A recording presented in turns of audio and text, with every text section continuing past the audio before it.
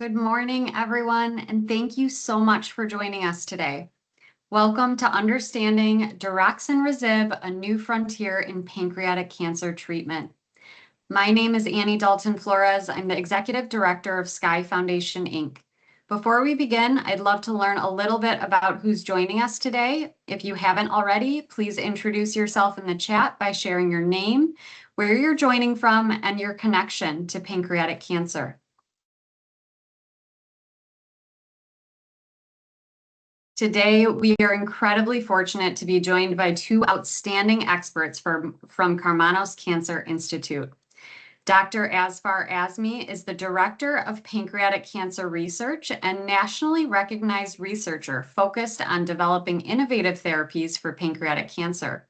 His work helps move discoveries from the laboratory towards future patient treatments. Joining him is Dr. Najib Al-Halak, a gastrointestinal medical oncologist and leader of the gastrointestinal oncology team at Karmanos Cancer Institute. Dr. Al-Halak specializes in caring for patients with pancreatic cancer and helps bring promising research into clinical practice. Together, they'll provide both the research and clinical perspective on one of the most talked about emerging therapies in pancreatic cancer today. Here's what we'll be covering this morning. I'll begin with a brief introduction of Sky Foundation, who we are, why we felt this conversation was so important to bring to our community. Dr. Azmi will then discuss the research behind Daraxonrasib and why this therapy has generated so much excitement. Dr. Al-Halak will follow with the clinical perspective, including what we know today, what questions remain, and what this research may mean for patients. We'll conclude with a moderated discussion and audience Q&A from Mike Harris of TRICAN Health. If any questions arise during the program, please feel free to put them in the chat and we will address them after the presentations. Before we dive into today's topic, I'd like to just take a moment to introduce Sky Foundation. Sky Foundation, Inc. is a Michigan-based nonprofit organization founded by pancreatic cancer survivor Sheila Sky Castleman. Our mission is simple: to raise awareness, fund innovative pancreatic cancer research, and support patients and families throughout their diagnosis. Research is truly at the heart of everything we do. We invest in bold, early-stage ideas, also known as seed grants, that have the potential to become tomorrow's breakthroughs. One of the reasons today's discussion is so meaningful is because it represents exactly what we're striving toward. Research takes time. Every major advancement in pancreatic cancer starts with an idea or a seed. Researchers first need the opportunity to test those ideas, gather early data, and demonstrate that they're worth pursuing further. That's where organizations like Sky Foundation can really make an impact. We provide early seed funding that allows promising discoveries to take root and grow, quite literally. Those discoveries may eventually lead into larger grants, clinical trials, and ultimately new treatment options for patients.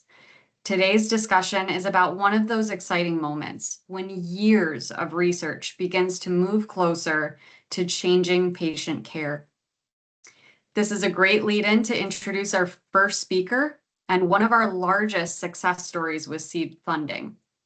This was a researcher that we believed in very early in his career, and that seed grant led to millions in NIH funding and some really incredible breakthroughs in research. Dr. Azfar Azmi is Professor of Oncology, Director of Pancreatic Cancer Research at Karmanos Cancer Institute. His laboratory has dedicated years to understanding pancreatic cancer and developing innovative therapies that have the potential to improve patient outcomes. Dr. Azmi, thank you for being with us here today, and I'll turn it over to you. Thank you, Annie. It's really a pleasure to be here and to speak, in front of this audience. So I am a direct beneficiary of Sky Foundation, and they helped me during my early formative years. So it's always a pleasure to speak at any of the forums they organize. So I've been given the task to talk about Daraxonrasib and the science behind it. So how this drug was developed. It was a long journey, and I know there is different types of audience here. Some may be, patients, family members, caregivers. So I have tried to keep it very simple. So let's move into my presentation. So I always start with these grim statistics. We all know that this is a disease we have been dealing with. It about 67,000 or more patients are diagnosed annually in the US with pancreatic cancer. Unfortunately, more than 52,000 patients die from it each year. So if you calculate, per hour, this webinar is for 1 hour. By the time we finish this webinar, unfortunately, 6 patients would have died. So this is a fact, and we, as a researcher and clinicians, we are trying our best to change these numbers and make a dent in these grim statistics. So we all knew for more than 40 years that pancreatic cancer is driven by the mutation in this important gene called KRAS. In fact, about 80% of patients with pancreatic cancer have, mutation. There are different types of mutations. One of them is G12D, others are G12C, G12R.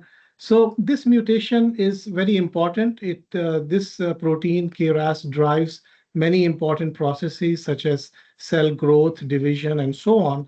And if you look at it, it's considered like the engine of a car. So this protein, it cycles between on and off forms. So when it is turned on, it is like a paddle in a car, which allows the car to go forward. And then when it is switched off, it's like a brake in a car. So this protein, in normal circumstances, has a right balance. It turns on occasionally, then turns off, and this is how it regulates normal cell growth. But what happens in cancer is that the mutation keeps this protein in the on state. So it's like a car without brakes. The car continues to move in the same way. The cells grow in an uncontrolled manner. And that is how the pancreatic tumors are formed. So the whole idea is that you have to block this KRAS protein in a way that you put the brakes on the growth of the tumors. And these mutations I mentioned, whether it's G12D, G12C, if you have these mutations, then your chances of survival are pretty low. And as shown in the graph on this side, that you can see that these survival curves are directly related to the mutation. So wild type, which is the normal, you have better survival, but as the mutations are visible here, then the survival is low. So this was one of the most challenging targets in the cancer field. And for the last 30, 40 years, people have been trying to understand how to, block this protein. And this is not a regular protein. It's a very unique structure. If you look at most of the other proteins, which are called druggable, for which we have been able to design drugs, these other proteins have this deep pocket where you can fit in drugs easily. But if you look at KRAS, it's like a very circular protein. And if you can compare it to a golf ball, so it does not have any deep pocket, rather it has very shallow pockets. So it was very hard for investigators like chemists to latch on any drug to this type of round circular protein. But around 2013, there was a group that found that when KRAS switches between the on and off state, especially in the off state, there is an opening which allows the exposure of certain areas where you can latch on a drug. And this drug, the first one was called sotorasib and adagrasib, which could only bind to the G12C mutant version of the protein.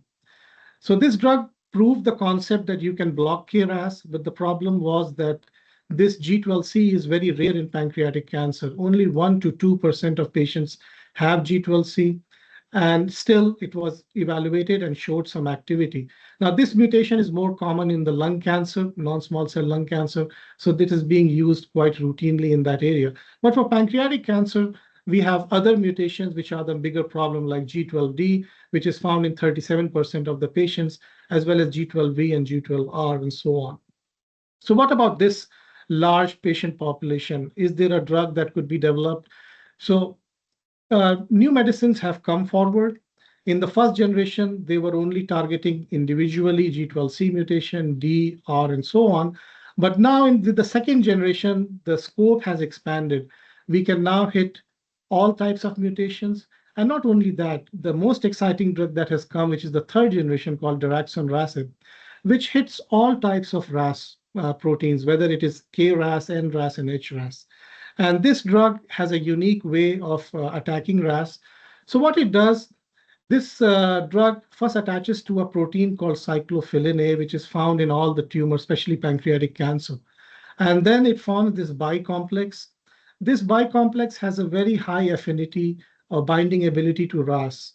And that forms this tricomplex. And when this tricomplex is formed, this protein gets locked and it cannot exert its downstream activity, which is the cell proliferation and so on. So this is a very exciting development. This is the science that I wanted to share with you, that this drug has been evaluated in phase 3 trials. It has shown really strong activity, which the next speaker will talk about.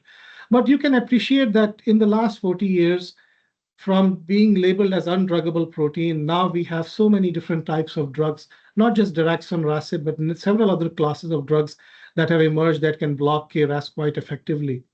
And the Daraxonrasib, which is this topic is about today, we are discussing, it has shown activity in heavily pretreated pancreatic cancer patients. Nevertheless, this is not the end of the story. There is a lot of other, challenges still that remain. For example, there is resistance, and there is some toxicity associated with this type of drug. So in the lab right now, we are trying to identify how we can overcome those challenges, how we can, resensitize the tumors which have become resistant to Daraxonrasib, and also design new ways to reduce the toxicity. So this is where I would end my presentation, and I would hand it over to the next speaker, who is the clinician, who would talk about the clinical experience with this drug. Thank you.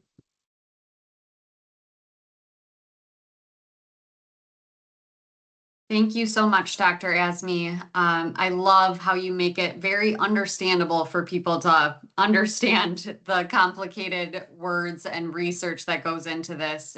It's very helpful to understand what's going on. So that was an excellent overview of the science, and it's very exciting to see the progress being made in this area.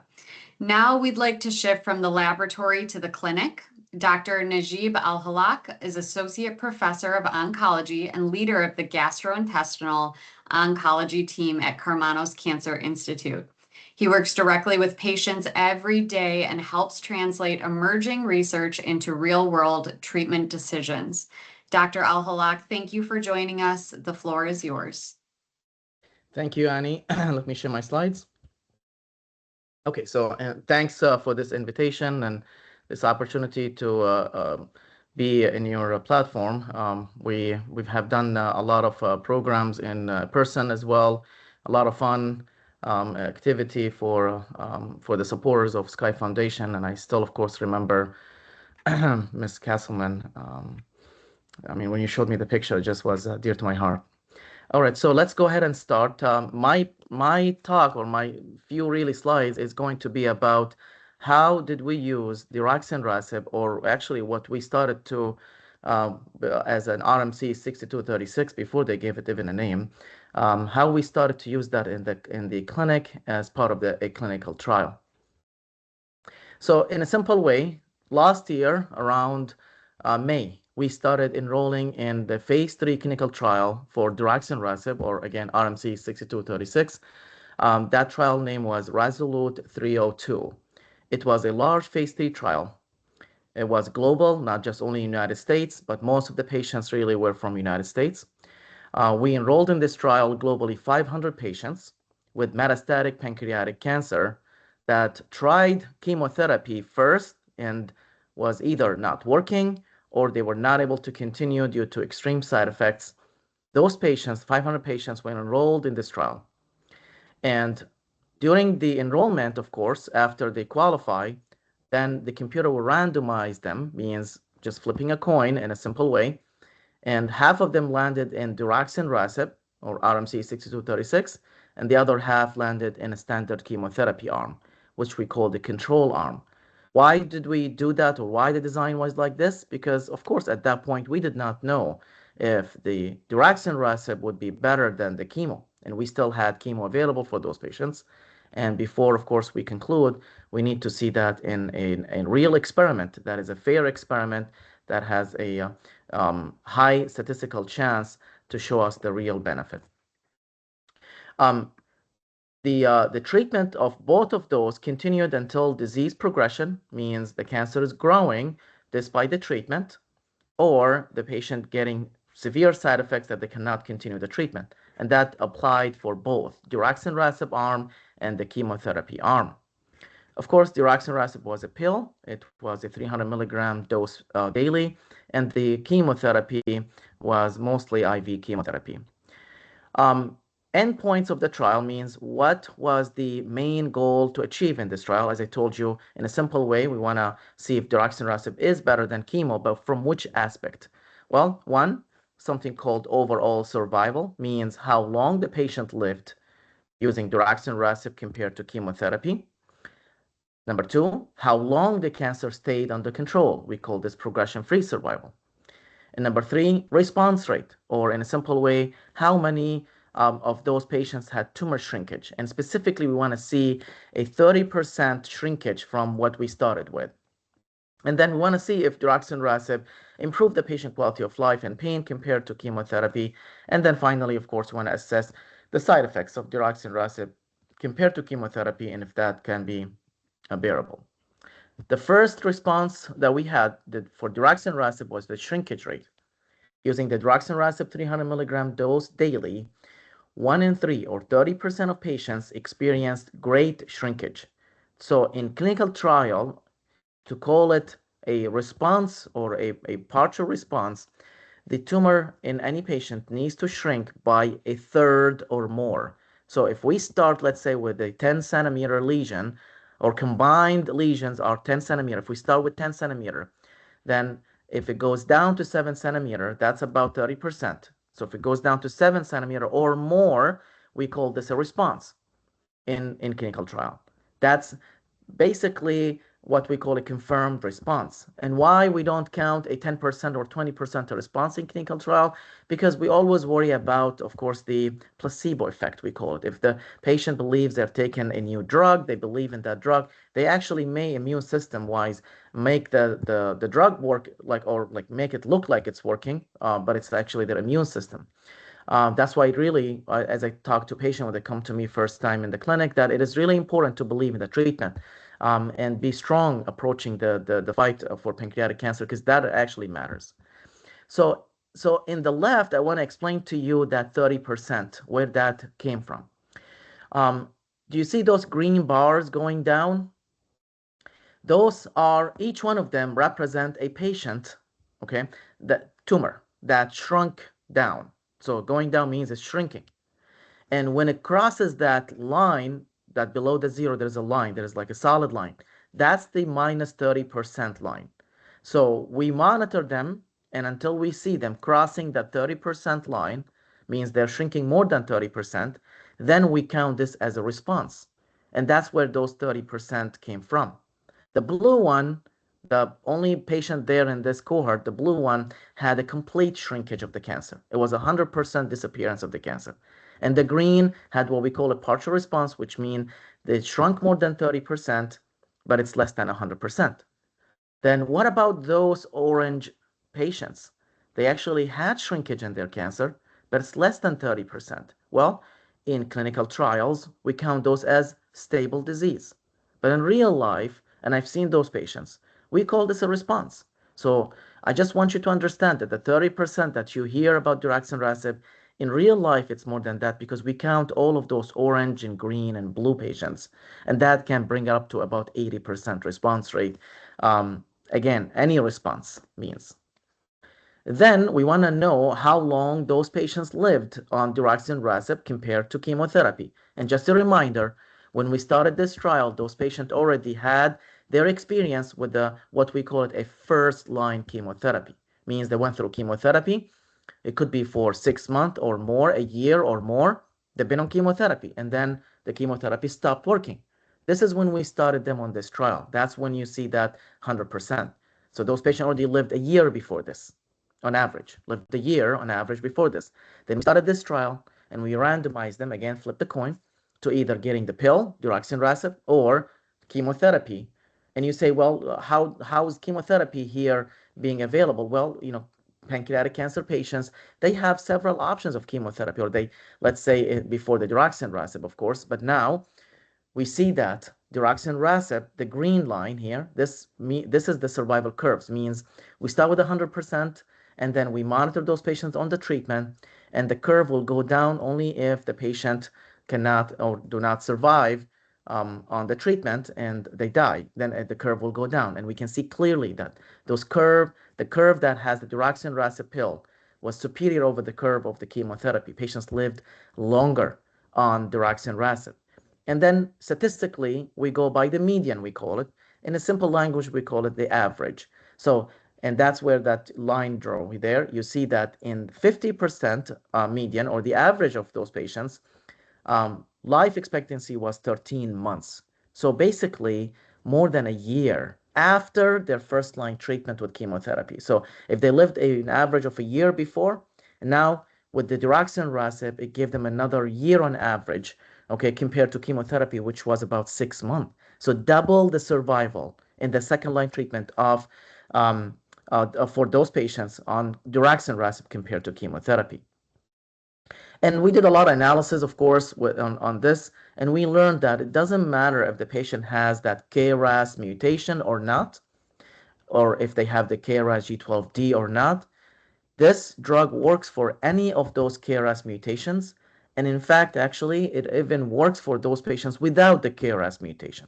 So you don't have to say, oh, I don't have the KRAS mutation, which is anyway really rare in pancreatic cancer. It's less than 10% that the pancreatic cancer patient would not have a KRAS mutation. 90% will have it.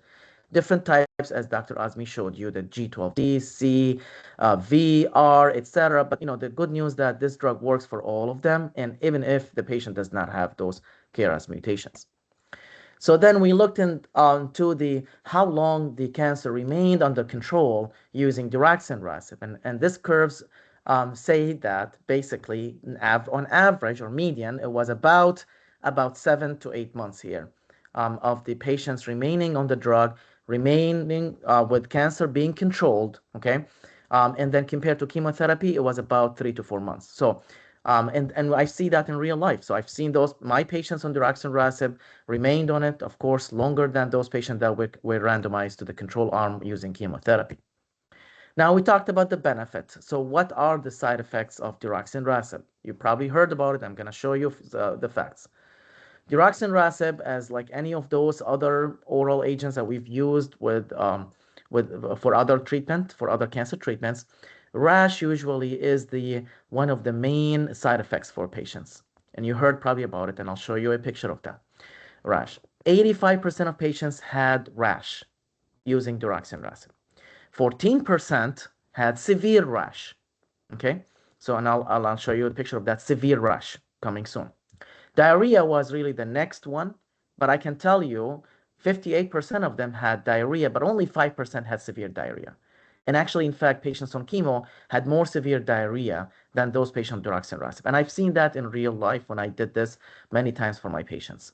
And then you see other side effects, including mouth sores and nausea and vomiting and fatigue. And you can compare. The green on the left is the Daraxonrasib, and then the gray on the right is the chemotherapy. And you can see this, like what we call a tornado plot, that can easily just give you an idea of the side effects of the Daraxonrasib compared to the chemotherapy. Above all, the patients reported much better pain control and quality of life on Daraxonrasib compared to chemotherapy. And I've seen that, of course. My patients who are taking Daraxonrasib last year until now, they're doing really great, of course. They're going playing golf, they're traveling to Florida, they're not on IV chemotherapy, they just take their pills and they come to see us and do a blood work and manage side effects and refill the medications for them. So the rash, this is a public photo on Google for the ex-senator, Republican Senator Ben. You can see here that before the treatment and then on treatment, his rash was one of those severe, the 14% rash. And you see that in the face, the upper chest, in the back as well. And And of course, we don't leave them like this. We give them a lot of creams. We, in fact, actually, and I'll show you a slide of, we do a lot of preventive medicine, a lot of antibiotics, creams to try to prevent this to go to the severe. That's why you see only 14% of patients will go to a severe form of that. But then after, of course, applying the creams and taking the antibiotics pill, etc., his face cleared up to this extent, which is really what I see in my patients as well, even if they end up with this severe rash. So as I said, rash is the big deal with this pill.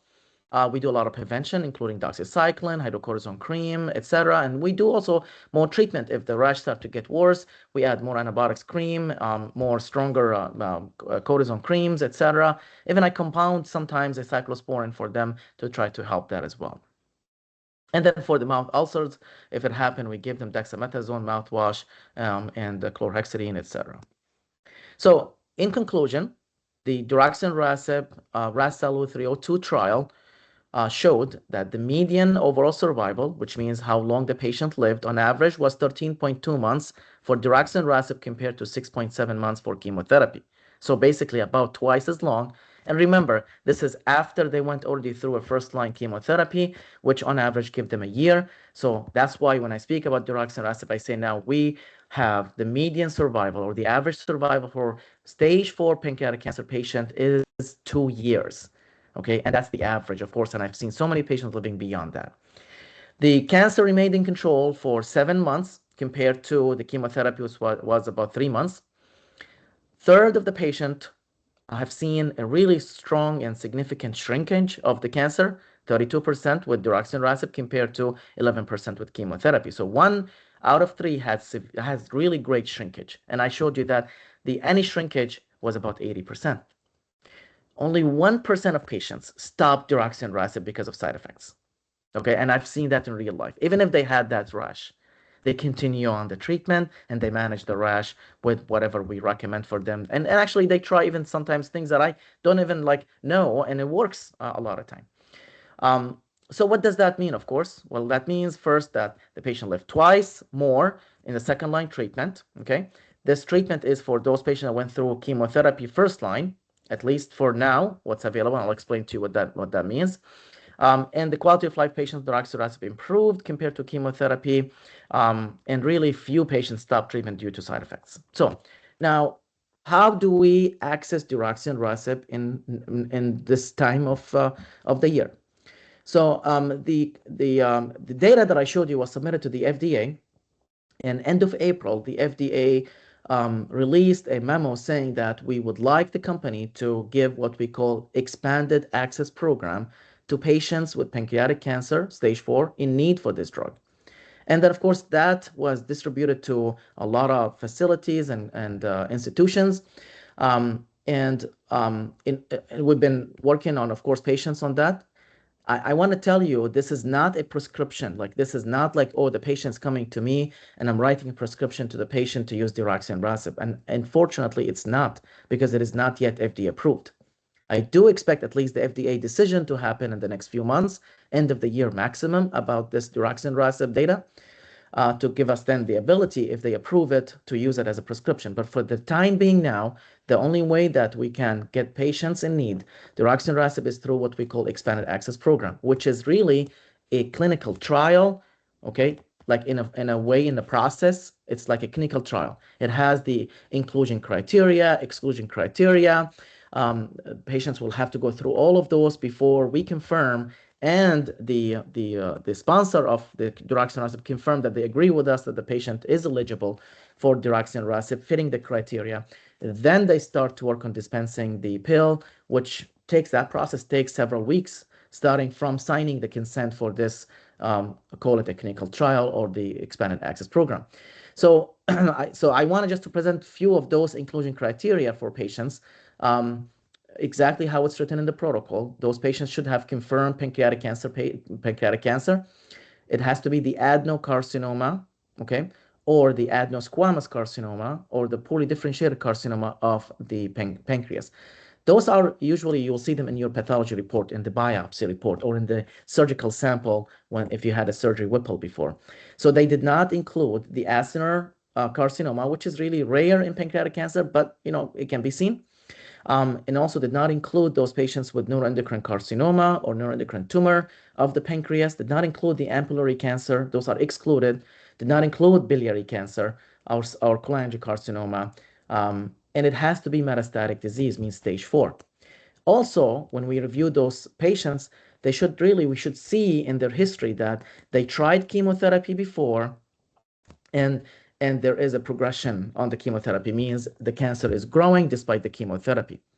And they should really just try at least one line of chemotherapy before they are eligible to be on Daraxonrasib expanded access program. And that has to be using either a 5-FU-based chemotherapy or gemcitabine-based chemotherapy. And your doctor knows those terms, what they mean.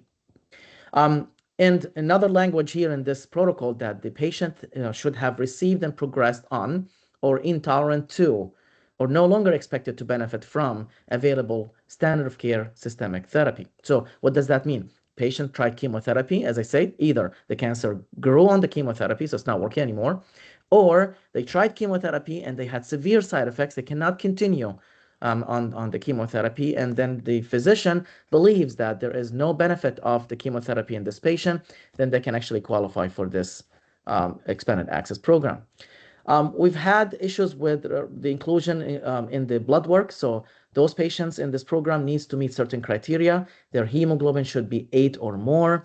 Their platelets should be 100,000 or more. Their kidney function should be really good, and the filtration rate should be 50 or more. Their liver should be also working fine, and the bilirubin should not be elevated. And elevated means it has to be less than 2.2 to be eligible. The albumin, which is the protein in the blood, needs to be 3 grams or more. Those have been really an issue for us to qualify patients for the expanded access program in several patients, honestly. And with that, I conclude, and now we can go to Annie for discussion. Thank you so much, Dr. Al-Halak. That is very important. This whole thing is a great discussion to have, because although it's easy to get excited about this kind of thing, you need to know the side effects. You need to know what to expect, the numbers associated with it. So it's all very important information to go over. So thank you so much. So we've covered both the research behind Daraxonrasib and what it may mean from a clinical trial perspective as well. Now we'd like to open the discussion and answer any questions that still remain. To help guide this conversation, I'd like to introduce our moderator, Mike Harris. Mike is the co-founder of Trican Health, an organization dedicated to helping patients and healthcare providers discover and navigate clinical trial opportunities through an easy-to-use platform. Mike, before we begin the Q&A, I'd love for you to briefly introduce Trican Health and tell our audience a little bit about the work that your organization is doing. And then I'll turn it over to you to moderate. Great. Thank you, Annie. And it's always a pleasure to work with you all at Sky Foundation and Dr. Al-Halak, Dr. Azmi. Pleasure to collaborate with both of you as well. Trican Health was founded with a simple promise, which is to help all cancer patients access clinical trials so that they can make informed decisions about their care. With that approach, we focused on a patient-centric platform to help patients identify trials like the one that we're talking about today and others, so that all patients can have access to trials like this and potentially life-extending treatment. What I want to do first is just share, if I may, the platform itself so folks can see what it looks like and give everyone an example of how to understand how to actually navigate the clinical trial options. Very simple. It's free to everyone to use. It's just Trican Health, Trican health.com. And on that page, there's a number of bits of information. There's a learning section and others. But if you simply click Find a Trial, and all of you online feel free to do this now, it steps through some of those inclusion criteria that Dr. Al-Halak was just describing. So I'll give you an example here. The first question we ask is what type of cancer you have. And there are some trials that are for those at high risk who want to basically get pre-screening and diagnostic tests. Others have that more rare condition called pancreatic neuroendocrine tumor, or PNET. The one which is most common and the one which is suitable for Daraxonrasib is this one called pancreatic ductal adenocarcinoma, or what's often abbreviated as PDAC, because goodness knows we all need more acronyms and abbreviations, right? And that you as a patient or as a caregiver can step through this process. You can enter your city, you can enter Detroit or Lansing or wherever you may happen to be. If you know the stage of your cancer, if you have metastatic disease, you may know that that's stage 4. And we ask, have you had prior therapies? Well, yes, perhaps you've had chemotherapy and you might know it as capecitabine. So when you go through that process, it narrows down the list of available trials for which any patient might be considered and identifies what those options can be. There's one last question we'll ask, which is actually two. One is, do we know if the disease is operable or not, and what's called resectable? We'll say it's unresectable, or you can't have surgery on it because it's spread via metastases. And the last question is, do you know of any biomarkers? And this is something that I'll be asking because this comes through in some of the questions and items that I have for the doctors, is what type of biomarker do you have? And you might have this one, which is the first one on the option, which is KRAS, or this RAS mutation, which is very common in pancreatic cancer. When you do that, what you'll see is a list of trials which are suitable for this set of conditions. And you can then identify any one of these trials, dive into it, and just understand a little bit more about the trial, including things like, is it taken as a pill and can be taken at home, or is it given via IV? We indicate where locations of trials are available around the country, and you can zoom in on any of those locations. And if you're interested in participating in any of these trials, you can have contact information for the trial overall, or potentially for an individual research site. Now, this particular view that I've given you is a way to start sort of fresh. So in other words, you've been diagnosed with pancreatic cancer, you want to understand what your treatment options are, and you want to navigate accordingly. But let's say that you've come to the site and you say, I really want to understand options for Daraxonrasib in particular. I'll just clear out these filters and I'll simply enter that term, which, God love you if you know how to spell it, but it's this way. And if you enter that term, what you'll see is there are actually several trials that are available that include this drug in the mix. The first one that you see here is this expanded access program that Dr. Al-Halak was just talking about. It's available at Karmanos Cancer Institute. It's available at other sites all around the country. Ask your physician if you would be eligible for it. But there are other combinations as well. So you see this one is in combination with another drug offered by a different company, and yet others are specific for very particular mutations. You heard some of those specific terms like G12C and other particular mutations, and you can see additional trial options here. The point is, you have in your hands a tool to help you identify what your treatment options might be, that you can then take to your oncologist and your whole medical team and say, would these be right for my particular condition? And you saw that dense list of inclusion criteria that Dr. Al-Halak went through. We don't expect any patient to know how to navigate all that stuff, but to have some initial conversations you can bring to your physician, speak with your oncologist about your options, and then identify what those capabilities can be. So that's a quick way to use Trican Health to identify your trial options, understand what you might be able to access. And now what we'll be able to do is go into some specific questions that you all have provided online and some additional ones that we have as well. I'm actually going to ask probably you, Dr. Al-Halak, to start. Thank you for turning on your cameras, gentlemen. But specifically, this Daraxonrasib drug that we're talking about today, you mentioned that it is for patients who have already gone through what's known as the first line of therapy. So they've gone through a form of chemotherapy and the cancer is either not responding or the patient isn't responding well to it. So this is for a second line therapy. My question is this particular drug also available for first line therapy, in other words, newly diagnosed, and or third or fourth line therapy. In other words, they're further down the path. Can you talk about this particular drug? And if not, what other options a patient might have to consider, please? Great question. So let's start with the easy answer. It is available for second line and beyond. Means even if the patient comes, had 2 lines of treatment, first chemo, second chemo did not work, they are eligible for that. Okay, that's the easy one. Second line and beyond. Is it available in first line treatment? It is not available through the expanded access program. It will become soon available through clinical trials, okay, because we are, of course, trying to see if this would fit much better in the first line treatment, which I imagine that hopefully it will be part of the first line in the next probably year or two. But again, the access for us now is for second line and beyond. The trials that I'm talking about are underway. They are going through regulatory, of course, approvals and a lot of work basically to open to patients accrual.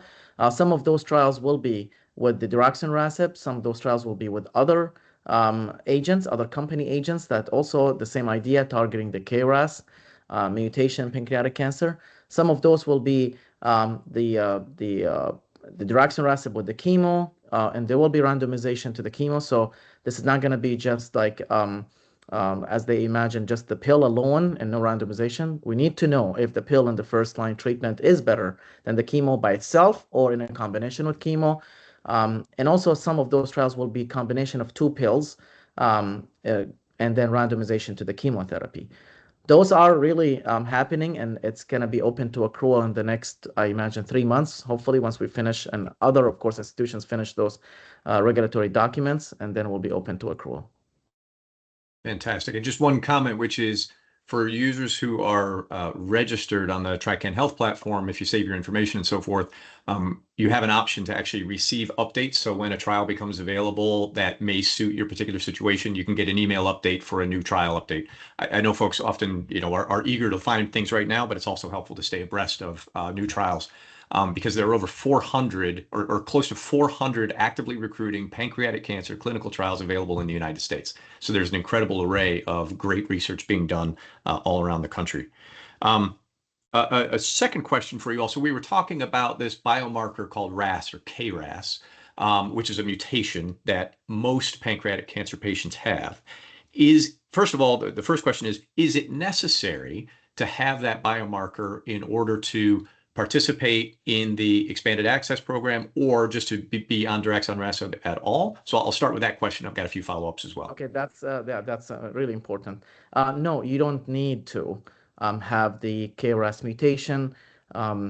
I think we need just a documentation that they checked the KRAS mutation, and we just need to know if it's mutant or not, but you don't have to have. And I can tell you 99% of patients with pancreatic cancer will have this documentation right away from the diagnosis.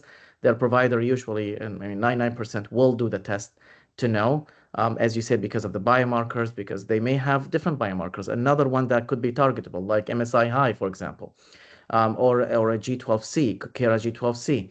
And still we don't have available FDA option for G12C in the human for pancreatic cancer. It is approved for colon cancer and lung cancer, but not for pancreatic cancer. And in terms of a patient wanting to understand if they have these mutations, does this come from a biopsy from the tumor itself, or is it a blood test? How would the patient ask for their biomarker information from their clinician? Yeah, really great question. Both. So we do both, because the liquid biopsy, we call it, or so-called, from the blood, we take a sample from the blood, we send it to a specialized company in this. They will filter out the cancer DNA from the blood, and then they will provide us with the mutations available in this cancer. Now, why do we do both? Because sometimes this test from the blood comes back as not much DNA in the blood. Well, what does that mean? Well, at that current moment, the cancer was not shedding DNA in the blood when we took the sample. Okay, so because of that possibility, and we see that in real life, we need to have a backup plan. Then if there is a tissue available, which is also a problem for pancreatic cancer, if the biopsy was taken from the pancreas tumor itself, most of the time there will be no sufficient sample to run those testing. And that's why it is really essential to order the blood liquid and the tissue simultaneously. The blood usually comes in about 7 to 14 days. The results is faster. So usually next visit, I'll have it available. And then usually 4 to 6 weeks, the tissue biomarker will become available if there is enough sample. Excellent. So patients should be asking for both a tissue sample from the tumor itself, as well as a blood or liquid sample so that they get all the information. They need to walk with those. I always tell them, like, when you go second opinion, I need you to have those in your hand. Like, those are really what is the makeup of your cancer. Got it. No, that makes perfect sense. So a question that came in from a gentleman online, Vittorio, asking about clinical trials that are currently underway at Karmanos, kind of a two-part question. One is, I'll ask, do you have the expanded access program for Daraxonrasib currently available at Karmanos? Yes, we do. Great. So that's available there, and I know it's available at multiple sites around the country. And secondly, do you have other trials that are underway or perhaps planned that would combine Daraxonrasib with other chemotherapies or other drugs in combination therapy? Coming to Karmanos. Coming to in Karmanos. the near future, yes. Terrific. And thank you. Dr. Azmi, I'd like to pass it to you for a question which gets to this idea of standalone versus combination therapy, because we're talking about standalone, i.e. one therapy, getting Daraxonrasib and making sure it works, versus, I think you said that the term was novel combinations was the phrase you used to describe sort of the combining with other drugs. Can you just talk a little bit more about what you anticipate in the coming next months and years in terms of Daraxonrasib with potentially other novel combinations? Yes, so as Dr. Al-Halat mentioned, that the tumors are controlled for 7 months or so, but then they progress. So resistance happens. Cancers are smart. And this pathway, the KRAS pathway or the RAS pathway, knows how to navigate away from the drug-mediated blockage. So right now, majority of the science is, scientists are right now evaluating what's the reason for this resistance. There are some indications that have shown, that maybe upstream players, there are downstream pathway proteins which get hyperactivated when you block RAS. So the combinations are being evaluated. Some trials are already active, some are in the works. Our lab, for example, is studying certain combinations. What we see is that unique proteins, they show up to be upregulated when you block RAS. If you give another drug, you can keep a sustained blockage of the RAS pathway. So we are seeing very durable responses in the mouse models in the lab or in the cell line models. Down the line, once we have sufficient amount of data, we may think of initiating clinical studies on this. But right now, as I said, there's a very aggressive push throughout the nation, not only in the United States, but outside. Novel combinations are being investigated. A few months ago, there was big news that they could cure mice with a triple combination involving Daraxonrasib. So more studies are emerging. And, because some of the molecules which are novel, people have not yet published, so it's not the ideal platform to share. But what I would say is that the initial findings have shown that there are certain players in the upstream regulators like EGFR, downstream like MEK or ERK, which get reactivated, and blocking them simultaneously is helping in prolonging the survival, at least in the preclinical models. How that would show up in the clinical trials, we are yet to see, and that data is still not right. I'm picturing the Joe Louis fist near your hospital and thinking of the 1-2 punch, right? It's that combination that can actually bring the cancer down and hopefully keep it on the mat for good. A question that came in from someone online asking about, in this case, MTAP deletion. And the broader question is around other biomarker targets. So not just the KRAS mutation, but other ones that patients may have, maybe in lesser frequency, but they're still there. The specific question Andy has online is, are you familiar with the data for the combination of Daraxonrasib plus PRMT5 for MTAP deleted patients? That's the first part of the question. The second part is just how frequent are patients expressing the MTAP deletion? Great question. Okay, so yes, I am familiar with it. Well, in fact, we were discussing that last few days, me and Dr. Azmi, and I told him that actually support the work we're doing in the lab and translating that into the humans coming soon in a clinical trial in a different, not the MTAP, but I personally, at Karmanos, along with Henry Ford Institution, we combined our data for the MTAP to look at those patients and see how many we had actually the past few years. And the number was really small, like 23 patients combined two institutions of MTAP deletion. So it's very low. It's less than 5% of patients, definitely.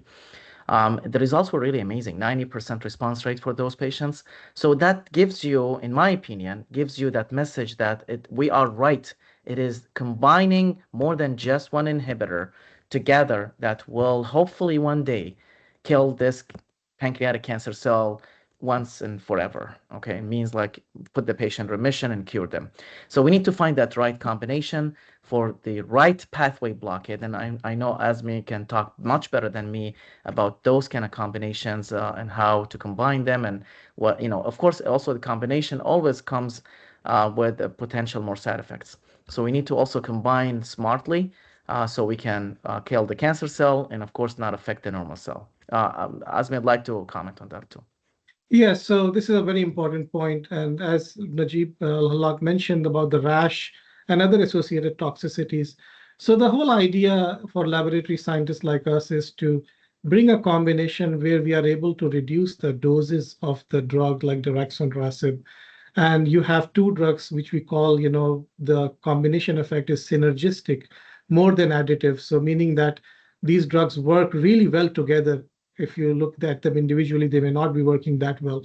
And this way, if we have a synergistic combination, we could definitely reduce the dose of Daraxonrasib and the dose of the second drug that we are combining. So two drugs used in lower doses would have lesser toxicity and much better benefit and more prolonged survival.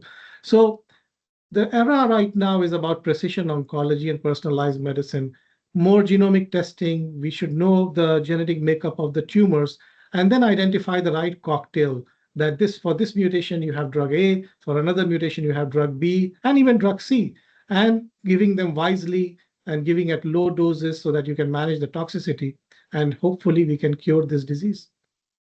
Fantastic. And Dr. Osman, you just said that if you can combine two drugs in combination, if they are synergistic, then you can reduce the dosage of each. That reduces toxicity, which then reduces the side effects that could be problematic. One of the questions we had was for the rash, which was showing the images of former Senator Ben Sasse and the rash that he's had on his face. There's a question of how long does that sort of side effect currently last? Is it months and months? Is it days or weeks? Any guidance in terms of what average or typical experiences on the part of patients? I'll take that.